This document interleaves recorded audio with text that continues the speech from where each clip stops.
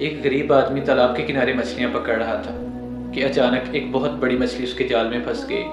इतनी बड़ी मछली देखकर वो खुशी से निहाल हो गया। उसने सोचा कि आज तो उसके घर वाले पेट भरकर खाना खाएंगे। उसके घर वाले 2 दिनों से भूखे थे। वो खुशी खुशी मछली लेकर अपने घर की तरफ बढ़ने लगा कि अचानक एक अमीर आदमी आया और उसने उससे मछली छीन ली।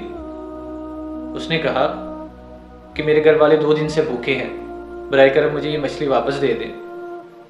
उसने कहा चुप कर जाओ, तुम्हारी इतनी जरूरत कि तुम मुझसे मछली वापस मांगो।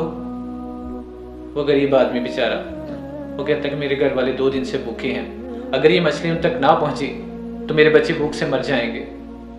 अमीर आदमी उसे अपनी दौलत का ज़ौम था।